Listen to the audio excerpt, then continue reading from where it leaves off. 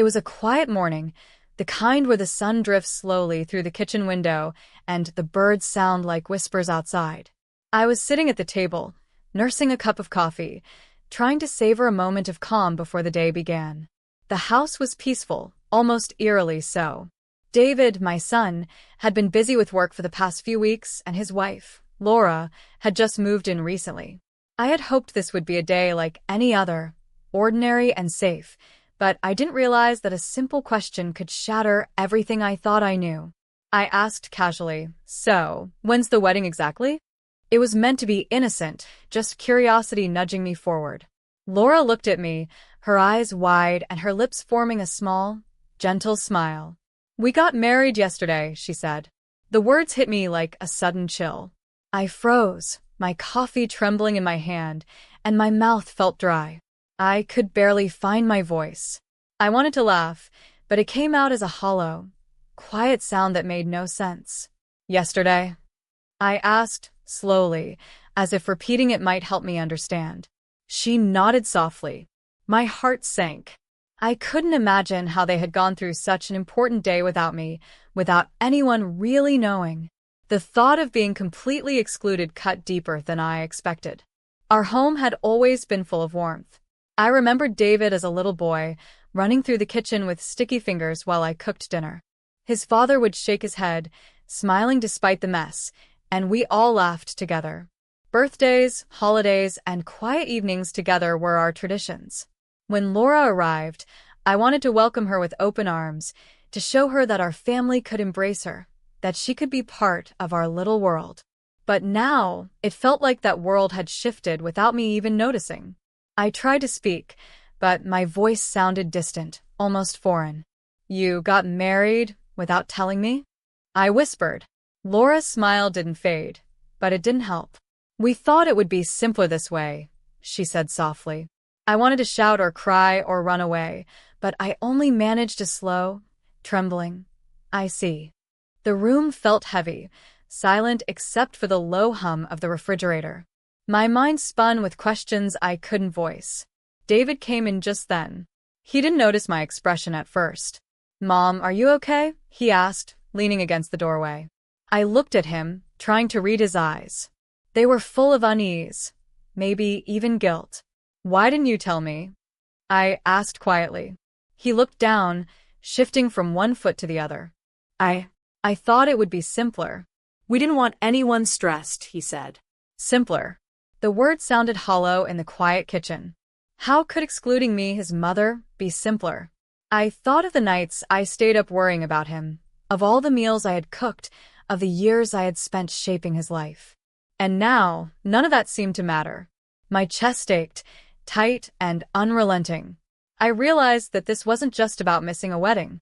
It was about feeling invisible in my own son's life. I spent hours wandering the house afterward.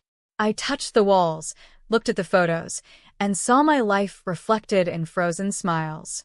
There was David as a little boy, with milk on his shirt and a grin on his face. There were family dinners, holidays, birthdays. And now, there was this absence, a wedding that had happened without my presence, without my blessing. I imagined the ceremony, the flowers, the laughter, and I felt a hollow ache where joy should have been. I sat quietly in the living room, trying to process. The house seemed unusually still, almost mournful. The sunlight shifted, casting long shadows across the floor. My thoughts twisted and turned in circles. I wanted answers, but I didn't even know what question to ask first. I wanted to be angry, but I couldn't summon that fire. I just felt small, invisible, left out of something I had imagined being part of for years. Evening came, and with it a soft drizzle tapping against the windows. I made a cup of tea and stared at it, trying to make sense of the world. David came in, hesitant, trying to read my expression. "Mom, I didn't mean to hurt you. I didn't think it would matter," he said. I closed my eyes and let the words sink in. Hurt always matters. Being a mother means your presence matters. "It matters," I whispered. "It matters more than you know." Laura joined us, moving slowly, careful not to seem imposing. She explained softly that they wanted a private, simple ceremony. I listened, but the words barely touched the ache inside me. I realized that this wasn't about revenge or anger. It was about connection. Love. Being part of my child's life. I wanted to be included, not because of tradition, but because I belonged. Over the next days, I reflected on everything. I wrote in my journal, sorting out my tangled feelings. I thought about the times I had made mistakes myself, small, thoughtless acts that might have hurt David or anyone I loved. Perhaps they, too, were navigating life the best they could, even if it meant causing pain along the way. The realization softened the sting slightly. It didn't erase it, but it helped me breathe a little easier. I decided to speak with David again, calmly this time.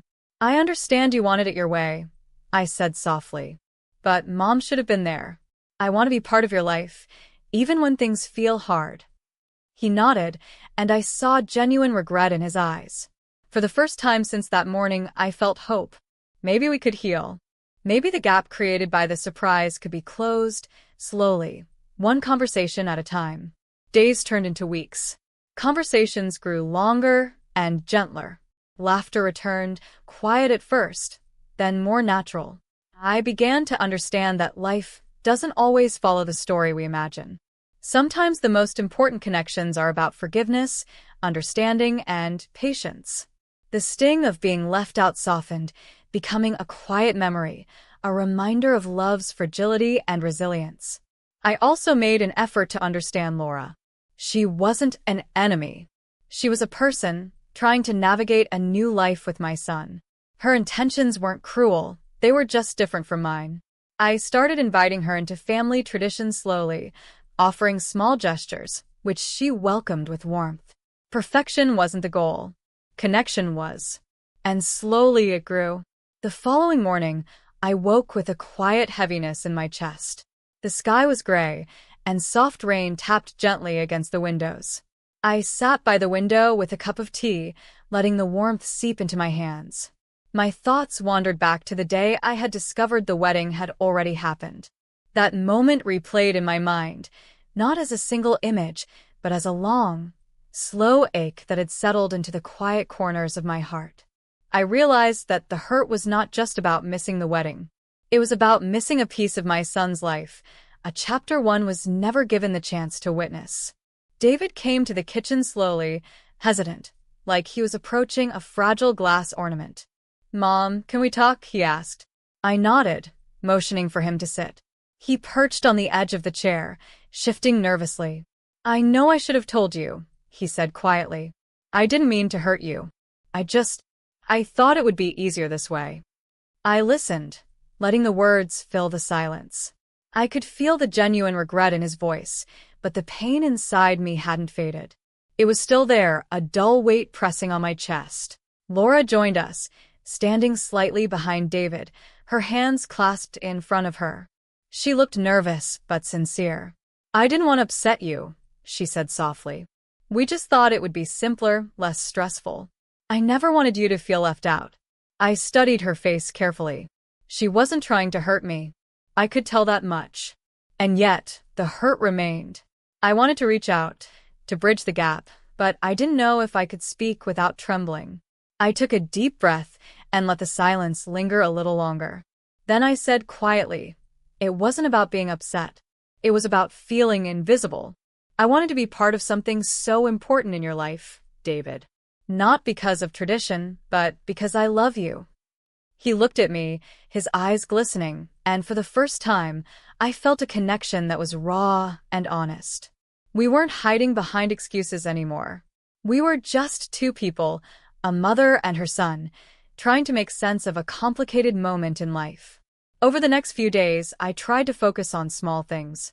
We had quiet breakfasts together, shared stories from our childhood, and laughed at memories that had been tucked away. I realized that love wasn't about grand gestures or perfect timing. It was about showing up, even when things went wrong, even when people made mistakes. I began to understand that David and Laura were both navigating life in their own way, trying to create a world that worked for them. And somehow, I needed to fit into that world too. One evening, the rain had stopped, and the sky was painted in soft orange and pink hues.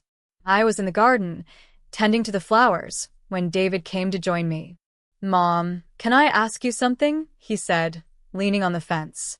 I looked up and smiled faintly. "Of course," I replied. "I want you to know that I'm trying to understand," he said. "I know I hurt you, and I'm sorry. Can we start over?" Slowly. I felt a lump in my throat. Starting over wasn't easy, but it was possible. "Yes," I whispered. "We can start over." I began to spend more time with Laura, too. At first, our conversations were careful, polite, cautious. But slowly, the walls came down. We shared stories of our lives, our struggles, our small victories. I realized she wasn't replacing me in David's life. She was simply becoming part of it. And I had a choice, to see her as a threat or to embrace her as part of the family we were building together. I chose the latter. There were still moments of sadness. Sometimes I would catch myself thinking about the wedding I had missed, the faces I had not seen, the moments I would never get back. But I didn't let those thoughts consume me. Instead, I tried to use them to remind myself why connection mattered. It wasn't about guilt or blame. It was about understanding and empathy. I learned that even when we are hurt, there is room to rebuild. Even when life surprises us in ways we don't expect, we can still choose love. One afternoon, we all sat together at the kitchen table, sipping tea. David shared stories from the wedding, describing moments I had never seen. The music, the laughter, the way they had looked at each other. I listened quietly, letting the words paint a picture in my mind. I realized that although I hadn't been there physically, I could still share in their joy emotionally. And that, I thought, was enough. I also began to forgive myself for my initial feelings of hurt. Being left out felt like a personal rejection, but I knew that it wasn't entirely intentional. Life was messy, and people make choices based on what they think is best in the moment. Understanding that allowed me to let go of resentment. I could love David and Laura without carrying the weight of anger or sadness. I could be part of their lives, fully and openly. Evenings became our time of quiet connection. We would sit together on the porch, watching the sunset, listening to the soft rustle of leaves in the breeze. Laura would occasionally bring out old photo albums, sharing childhood memories from her own life. We laughed, we reminisced, we shared small, tender moments.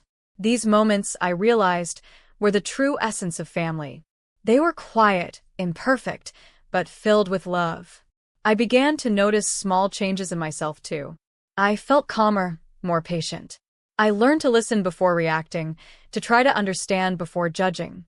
I started to see life not as a series of disappointments, but as a collection of opportunities to connect and grow. And slowly, I felt the emptiness from that shocking morning begin to fade. It wasn't gone completely, but it had softened into something gentle, a quiet memory that reminded me to cherish every moment. Looking back, I realized that the shock of learning about the wedding was not the end of our story. It was a turning point, a moment that tested our love, patience, and understanding. And through it, we had grown. David and Laura had learned to consider my feelings, and I had learned to accept change without losing my place in their lives. We were stronger, more connected, and more compassionate than before. Even small gestures became meaningful. I would make my special bread for Sunday breakfast, and Laura would help set the table. David would share stories from work, and I would listen, asking questions, offering quiet advice. We were building a new rhythm, one based on patience, understanding, and love. The shock that had once brought pain was slowly turning into something positive. It was teaching us to communicate better, to value each other more deeply, and to cherish moments together. Days turned into weeks, and life slowly began to find a new rhythm. The sting of missing the wedding was still there, lingering quietly in the corners of my heart, but it no longer consumed me. I realized that dwelling on what I had missed would only deepen my sadness. Instead, I focused on being present in the moments I still had with David and Laura. Even simple things like sharing breakfast or walking through the garden became precious. I started noticing the little ways love could show up, quietly, without fanfare. One rainy afternoon, I found myself in the living room, staring at a stack of unopened letters. They were from friends and family congratulating David and Laura on their marriage. My hands shook slightly as I picked them up. Each envelope felt like a reminder of the day I had missed. I sat down on the couch, feeling a heaviness settle over me. It wasn't anger this time, not really, it was sorrow. I was mourning a moment I would never get back, a celebration I couldn't be part of. David came in quietly, seeing the letters in my hands. He knelt beside me. "Mom, I know I hurt you," he said softly. His eyes searched mine for understanding, for forgiveness. I felt tears prick at the corners of my eyes. "It's not just about the wedding," I said quietly.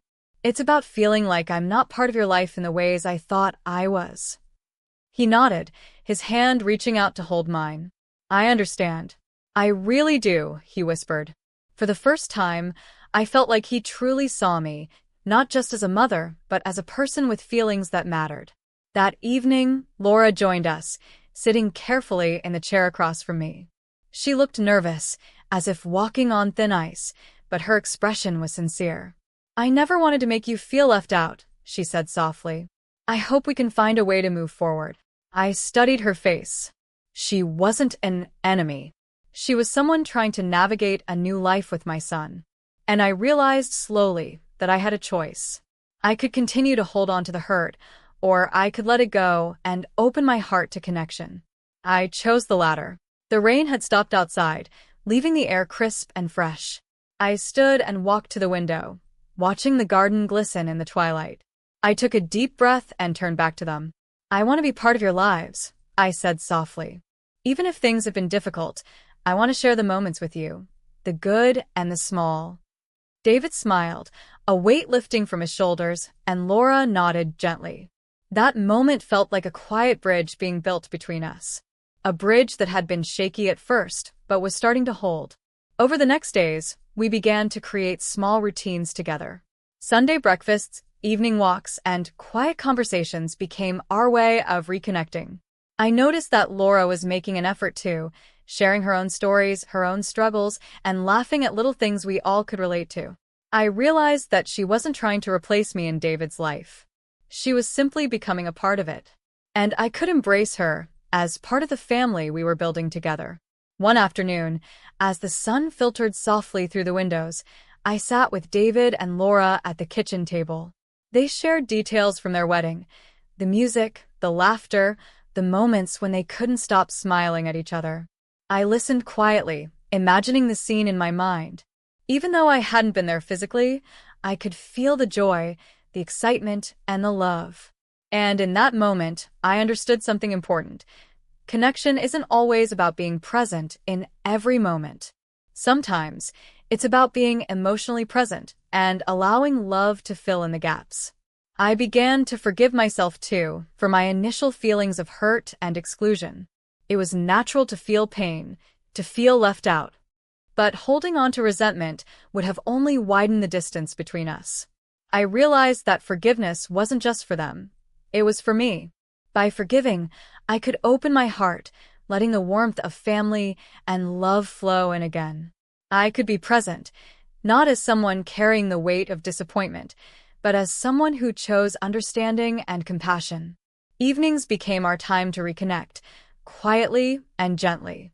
We would sit on the porch, watching the sun dip behind the trees, feeling the breeze on our faces. Laura would sometimes bring out old photographs from her life, sharing stories that made us laugh and sometimes pause in thought. I shared memories of David's childhood, the little moments that shaped our family. These weren't grand celebrations. They were small, intimate, and deeply meaningful. And slowly, the hurt of missing the wedding began to fade, replaced by quiet love and acceptance. One particular evening, as the sky turned soft shades of pink and orange, David took my hand gently. "Mom, thank you for understanding," he said. "I know I made mistakes, but I want you to know that you are important to me. Always." I felt tears slide down my cheeks, not from pain, but from a deep, quiet relief.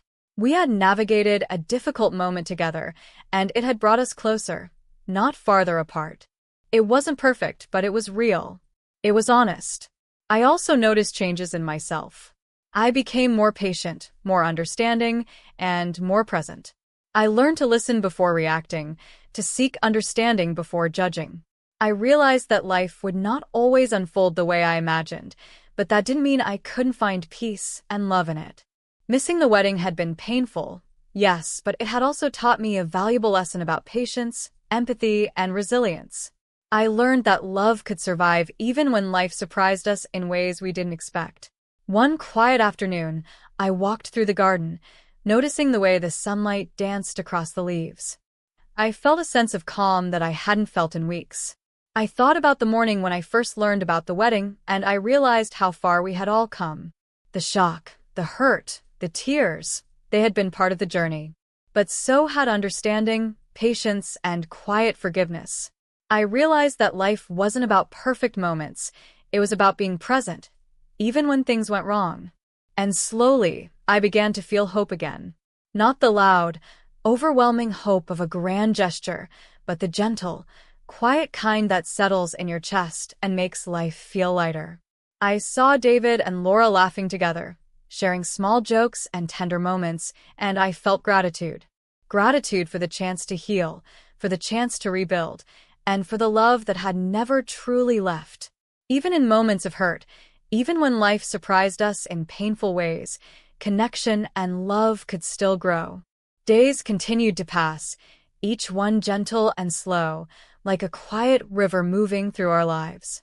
I noticed how the little routines we created brought a new warmth into the house.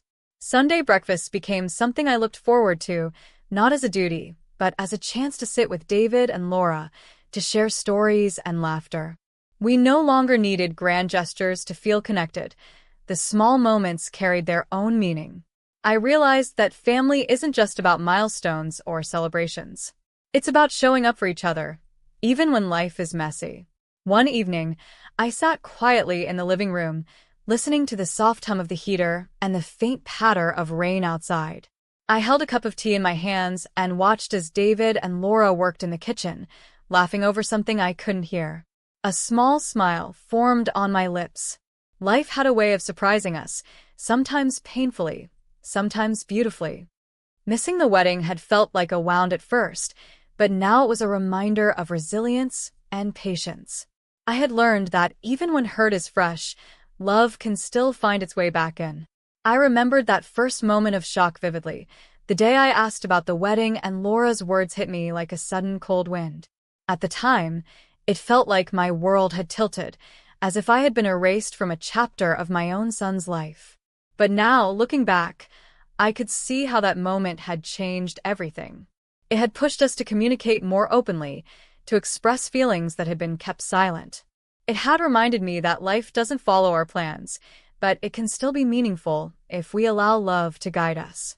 One rainy afternoon, as the sky darkened and the wind whispered through the trees, I found myself alone in the garden. I watched the droplets slide down the leaves and reflected on the journey we had taken over the past weeks. There had been pain, yes, but there had also been growth. I thought about David, about Laura, and about myself. We had learned to navigate life's surprises together, to understand each other, and to hold space for one another's feelings. I realized that the heart has an extraordinary capacity to forgive and to heal. That evening, we gathered in the living room with soft music playing in the background, a gentle piano melody that seemed to echo the calm we were building. David shared a small story from the wedding that I hadn't known about before. I listened, imagining the scene in my mind, and felt a quiet happiness fill my chest. Laura added little details, laughing softly at moments that seemed magical even from afar. I realized then that even though I had missed the day physically, I could still be part of its memory emotionally. That understanding brought a gentle peace I hadn't known I could feel. We began to create new traditions together. Saturday mornings became our time for baking, where I would show Laura my favorite recipes and she would laugh at my clumsy methods. Evenings became moments for quiet conversation, sharing thoughts, hopes, and memories. These were small acts, but they mattered immensely. I realized that family was less about perfect events and more about consistent presence, about love expressed in tiny, steady ways. And slowly, the absence of the wedding became a soft shadow, a memory that reminded us of the fragility and strength of connection. One afternoon, I sat on the porch with David, watching the golden sunlight dance across the garden. "Mom," he said gently, "I'm grateful you stayed with us, even when things were hard." I felt a lump in my throat. Gratitude, I realized, was a powerful balm. It healed more than apologies or explanations could. "I'm grateful too," I whispered, my voice soft. "We all needed time, but now we're here, together." And in that moment, I felt a profound sense of calm. The hurt of the past had softened into understanding and hope. Laura came to sit beside us, hesitantly at first, then more comfortably. She shared memories from her childhood, stories I hadn't known, and we laughed at moments of shared silliness. I realized she wasn't trying to erase anyone's place in the family. She was adding to it, helping us all build something new, fragile but strong. I reached out and took her hand gently. "Thank you for being patient with me," I said softly. She smiled, and I knew that our bond, though new, was genuine. Evenings in our home became a rhythm of quiet love. We would sit together, sharing the small details of our lives, listening and learning about each other. I noticed how these moments, seemingly ordinary, carried a deeper significance. They were evidence that relationships could heal and grow, even after mistakes and misunderstandings. I felt the slow, steady warmth of connection in a way I hadn't known when the shock of the wedding first hit. Life was teaching me, gently, that love often shows up quietly, patiently, in the spaces between words and gestures. I thought often about the lesson I had learned through this experience. Life will not always unfold as we hope. People we love may hurt us unintentionally, and plans may be disrupted in ways we cannot control. But if we allow empathy, patience, and forgiveness to guide us, we can rebuild what feels broken. Missing the wedding had felt like a loss, but it had also opened a door to understanding, communication, and deeper connection. The pain, in the end, had become a teacher. One evening, as twilight fell and the house grew quiet, I walked through the garden once more. The sky was a soft gradient of colors, fading into night. I felt the gentle breeze on my face and smiled softly. Life had surprised me, yes, but it had also shown me the resilience of love. David and Laura were laughing quietly inside, sharing a joke, and I felt warmth settle in my chest. I realized that even when we are hurt, love and understanding can grow. The moment we lost was not gone entirely. It had transformed into something gentle, a reminder that patience and empathy carry their own quiet power. The days that followed felt lighter, quieter, yet full of gentle warmth. Life had settled into a rhythm that wasn't perfect, but it was real and comforting. I noticed the small details more. The way sunlight hit the kitchen in the morning, the laughter that floated through the house when David and Laura shared a story, the quiet satisfaction of seeing them comfortable and happy. These little moments reminded me that family wasn't about grand gestures or flawless timing. It was about presence, connection, and the quiet ways love shows up in daily life. One afternoon, I found myself sitting by the window with a soft blanket wrapped around my shoulders. The house was peaceful, filled with the faint hum of distant traffic and the occasional chirping of birds. I reflected on the journey we had taken from that morning when Laura had told me about the wedding. The shock, the hurt, the tears, all of it had felt overwhelming at the time. But now, I could see how those moments had become the beginning of something new, understanding, empathy, and renewed connection. Life had a way of surprising us, sometimes painfully, sometimes beautifully. David came to sit beside me, gently taking my hand. "Mom," he said softly, "thank you for being patient with us. I know I made mistakes, and I hope I can make it right." I smiled faintly, feeling warmth spread through my chest. "You don't have to make it right," I whispered. "We just needed time, and we found our way back to each other." He nodded, squeezing my hand gently. I realized then that family isn't about avoiding mistakes. It's about forgiveness, patience, and showing up, even when life doesn't go as planned.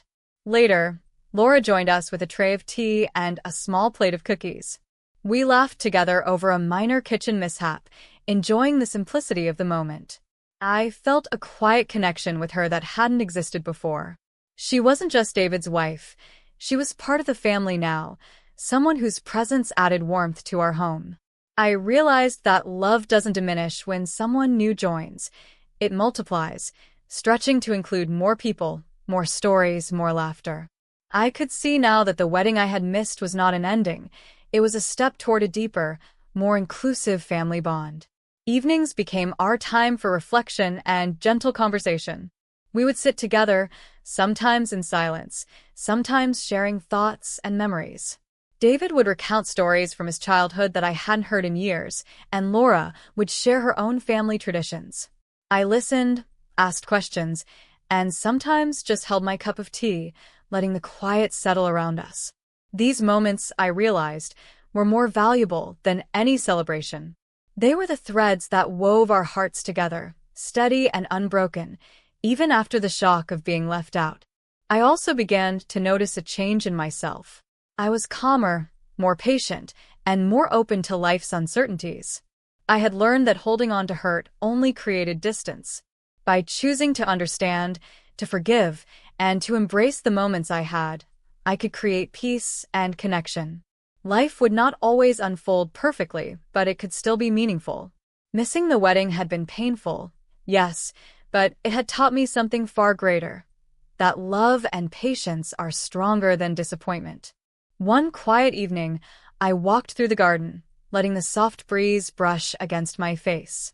The sky was painted in gentle shades of orange and purple, fading into the calm of night. I paused, taking a deep breath, and let the warmth of the day settle into me. Life had surprised me, hurt me, and then guided me toward understanding. I realized that even in moments of shock or exclusion, there is room for connection, healing, and growth. I felt gratitude, not for the wedding I had missed, but for the relationships I could nurture and the love that remained intact. I sat down on the porch, watching David and Laura laughing quietly inside. I whispered to myself, even when life surprises us, love can still guide the way. That simple thought carried a profound truth. Life is full of unexpected turns. People we love may hurt us without meaning to. Plans may change. And sometimes, what we think is lost is simply reshaped, waiting for us to accept it with patience and understanding. I realized that holding on to anger or disappointment only narrows the heart, while forgiveness and empathy expand it. As twilight deepened into night, I reflected on the journey we had shared. I remembered the fear, the shock, the ache of feeling excluded. But I also remembered the slow, gentle rebuilding, the conversations, the laughter, the quiet moments of understanding. Those memories became a soft foundation beneath the new rhythm of our family life. I realized that love is not about avoiding mistakes. It is about showing up, caring, and choosing connection even when life doesn't go as we expected. Finally, I stood slowly, stretching in the calm evening air. The house behind me glowed warmly, a symbol of the family I had fought to remain connected to. Life had its surprises, its moments of hurt, and its unexpected challenges. But it also had its opportunities for healing, growth, and quiet joy. I smiled softly, feeling peace in my chest. The wedding I had missed no longer felt like a wound. It was a gentle reminder that love, patience, and understanding can turn even the hardest moments into something meaningful. I whispered to the night sky, "Tomorrow is another day, another chance to love, to forgive, to be present." And in that gentle reflection, I found hope. The story that began with shock and exclusion had transformed into a story of connection, resilience, and quiet joy. I realized that life's true lessons are not always in the celebrations we attend, but in the love and understanding we carry in our hearts. Family, I understood, is built not only in perfect moments but also in patience, empathy, and presence. And so, I moved forward, carrying the lessons of that surprising morning with me. I embraced the present, cherished the small moments, and allowed love to guide every step. Life may not always unfold the way we imagine, but it can still be beautiful, quietly, softly, like the fading light over a peaceful garden. The hurt I had once felt had transformed into gentle wisdom. I had learned that even when life surprises us in painful ways, we can choose love, understanding, and connection. Even as I sit here now, reflecting on everything, I feel calm. The shock of that morning no longer controls me. Instead, it serves as a reminder that relationships require patience and understanding, and that even when hurt occurs, healing is always possible. I see David and Laura together, hear their laughter, and feel the warmth of family that persists despite mistakes, surprises, and missed moments. And I know, with certainty, that love, patient, quiet, and persistent, is the true heartbeat of family. Life will not always go as planned. People we love may hurt us unintentionally, and moments may be missed. But with patience, empathy, and forgiveness, connections can be rebuilt, and love can grow stronger. Family is not built only on celebrations, but on showing up, understanding, and embracing each other in all life's imperfect moments.